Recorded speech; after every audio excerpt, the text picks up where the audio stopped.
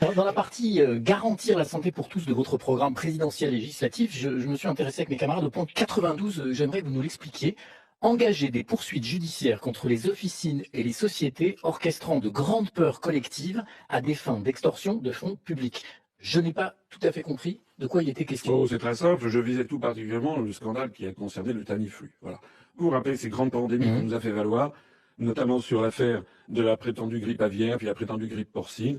Je rappelle que successivement, à 3 ans d'écart, le gouvernement Dominique de Villepin avait acheté pour 180 millions de doses de Tamiflu, et qui n'ont servi de rien, et ça c'était sur fonds publics. Et puis 3 ans après, c'était Madame Roselyne Bachelot qui avait acheté pour 1,8 milliard de doses de Tamiflu, c'est-à-dire le budget de l'INSERM. Et bien moi je dis que là-dedans, ça nécessite qu'il y ait des enquêtes qui soient menées, parce qu'on sait que tout ceci a été très largement orchestré par des entreprises qui orchestrent des... Et vous voyez d'autres grandes peurs collectives, puisque c'est votre expression, qui pourraient amener... De façon plus générale, je pense qu'il faut il faut soustraire les grandes décisions de la santé au poids des laboratoires pharmaceutiques, qui ont pris un poids excessif et qui nous entraînent parfois dans des déficits abyssaux. Moi, vous savez, je suis quelqu'un de sérieux.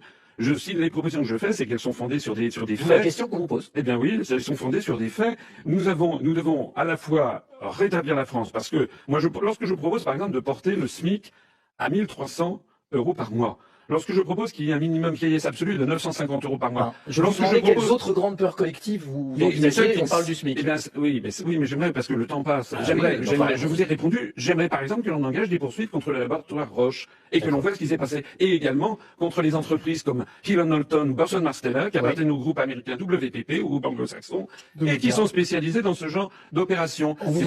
J'avais été asticoté par Guy Birenbaum, qui était journaliste à France Info, avec une émission avec Apathy, et il avait pointé, vous avez mis votre programme 80, dans votre idée 92, c'est que vous voulez lutter contre les grandes peurs et les grandes pandémies orchestrées par des grands laboratoires pharmaceutiques. Et alors il m'avait considéré comme si j'étais évidemment le complotiste. Je suis persuadé, vous savez, qu'il n'y aura pas de suite à ça, parce que vous allez vous renseigner, vous allez découvrir que mes informations sont justes, et que d'un seul coup, tout le monde va se taire.